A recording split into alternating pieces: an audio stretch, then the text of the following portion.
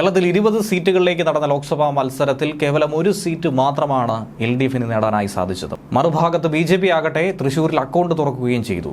LDFിനെ സംബന്ധിച്ച് ഏറ്റവും വലിയ തിരിച്ചടി തന്നെയാണ് ഈ രണ്ട് കാര്യവും. ആലപ്പുഴയിൽ ഉണ്ടായിരുന്ന സിറ്റിംഗ് സീറ്റ് പോലും നഷ്ടപ്പെടുന്ന ഒരു സാഹചര്യമുണ്ടായി. എന്നാൽ LDF തോൽപ്പിച്ചതിന് കാരണം ആരെന്ന് ചോദിച്ചാൽ ഒരൊറ്റ ഉത്തരം മാത്രമാണ്: മുഖ്യമന്ത്രി പിണറായി വിജയൻ. ഇക്കാര്യമാണ് സോഷ്യൽ മീഡിയയിൽ ഇപ്പോൾ ഏവരും എടുത്തു പറയുന്നത്. അതിനുള്ള കാരണം നിലവിലെ സർക്കാർ വിരുദ്ധ വികാരം തന്നെയാണെന്നും തൃശ്ശൂരിലുണ്ടായ ചില സംഭവവികാസങ്ങളാണെന്നുമാണ് ഏവരും എടുത്തു പറയുന്നത്. ഒപ്പം സാധാരണഗതിയിൽ പറയാറുണ്ട്, BJP എത്തിയാൽ അത് കോൺഗ്രസിൻ്റെ വോട്ട് ബാങ്ക് ചോർന്നാണ് അവർക്ക് വിജയമുണ്ടാവുക എന്നുള്ള ഒരു ശ്രുതി ഉണ്ടായിരുന്നു. പക്ഷേ ഇപ്പോൾ എല്ലായിടത്തും UDF ജയിക്കുമ്പോൾ മറുഭാഗത്ത് രണ്ടാം സ്ഥാനത്തായി BJPക്ക് കയറി വരാൻ ഒരു സാധ്യത കൂടിയുണ്ട്. പല നിയമസഭാ മണ്ഡലങ്ങളിലും BJP ഒന്നാം സ്ഥാനത്തെത്തിയിട്ടുള്ള റിപ്പോർട്ടുകളും ഇതിന് പിന്നാലെ ലഭിക്കുന്നുണ്ട്. അപ്പോൾ ഇതിനാരാണ് കാരണക്കാർ, ആരുടെ വോട്ട് ബാങ്കിലാണ് വിള്ളൽ വീണത് എന്നുള്ളത് കണ്ടറിയേണ്ടതാണ്. ഒരിക്കൽ കൂടി ആഞ്ഞുവീശിയ UDF തരംഗത്തിൽ ഇടതുകോട്ട നിലംപരിശായ ഒരു കാഴ്ചയാണ് കണ്ടത്. അതിൽ മന്ത്രിമാരുടെ അടക്കം നിയമസഭാ മണ്ഡലങ്ങളാണ് LDFിനെ കൈവിട്ടിരിക്കുന്നത്. 110 നിയമസഭാ മണ്ഡലങ്ങളിൽ UDF ഭൂരിപക്ഷം കിട്ടിയപ്പോൾ 19 മണ്ഡലങ്ങളിൽ മാത്രമാണ് LDFിന് മേൽക്കൈ ഉണ്ടായിട്ടുള്ളത്. എന്നാൽ ഇടതു വലത് മുന്നണികൾക്ക് ശക്തമായ മുന്നറിയിപ്പ് നൽകിയിരിക്കുന്ന ഒരു സൂചകം തന്നെയാണ് ഇത്തവണത്തെ തിരഞ്ഞെടുപ്പിൽ BJP കാട്ടിയിട്ടുള്ളത്. 11 മണ്ഡലങ്ങളിൽ ഒന്നാമതെത്തിയിരിക്കുന്നു. ഒട്ടുമിക്ക മണ്ഡലങ്ങളിലും 20% വോട്ട് സമാഹരിക്കാനായി അവർക്ക് സാധിച്ചിട്ടുമുണ്ട്.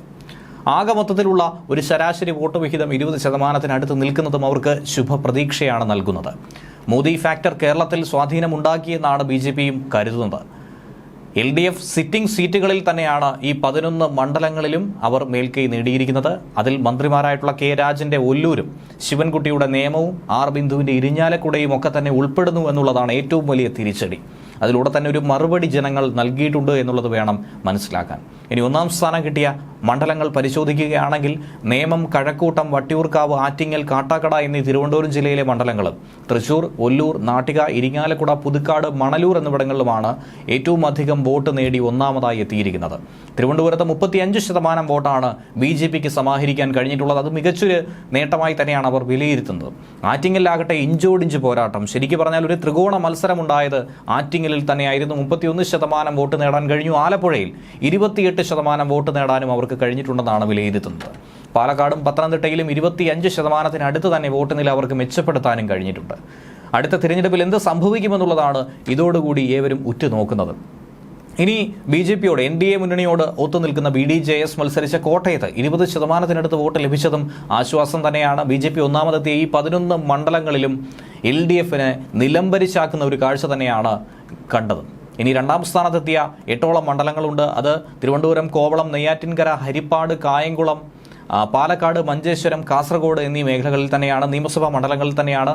തൃശ്ശൂരിൽ എന്താണ് സംഭവിച്ചത് എന്നുള്ളതാണ് പാർട്ടി പരിശോധിക്കുന്നത്. ഒരു ഭാഗം ക്രൈസ്തവ വോട്ടുകൾ തങ്ങളുടെ ഭാഗത്തേക്ക് എത്തിയിട്ടുണ്ട് എന്നുള്ള വിശ്വാസം BJPക്കുണ്ട്. LDFും അത് തന്നെ കരുതുന്നുണ്ട്.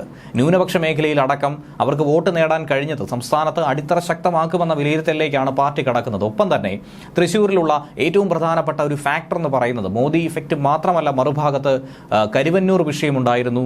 സുരേഷ് ഗോപിയെ വേട്ടയാടുന്ന ഒരു സംഭവം എന്ന രീതിയിൽ പിന്നീട് കാര്യങ്ങൾ മാറിയിരുന്നു. അദ്ദേഹത്തിന് ഒരു മാനുഷിക പരിഗണന എന്ന രീതിയിൽ ഒരു സെന്റിമെന്റ്സ് ഉൾപ്പെടെ അവിടെ വർക്കൗട്ട് ആയിട്ടുണ്ടെന്നാണ് നിലവിൽ മനസ്സിലാക്കേണ്ടത്. ഒപ്പം തന്നെ അദ്ദേഹത്തിന്റെ ഈ കഴിഞ്ഞ 6 വർഷത്തിനിടയിൽ ഉണ്ടായിരുന്ന പ്രവർത്തനം വിജയിച്ചില്ല എങ്കിൽ പോലും അദ്ദേഹം മണ്ഡലത്തിൽ സജീവമായി പ്രവർത്തിച്ചു എന്ന് തന്നെയാണ് ജനങ്ങൾ മനസ്സിലാക്കിയിരിക്കുന്നത്. അദ്ദേഹം വാഗ്ദാനമല്ല നൽകുന്നത്, പറയുന്നത് നടപ്പിലാക്കുകയാണ് എന്നുള്ള ഒരു ചിന്ത കൂടി അവർക്കിടയിൽ ഉണ്ടായി എന്ന് വേണം മനസ്സിലാക്കാൻ.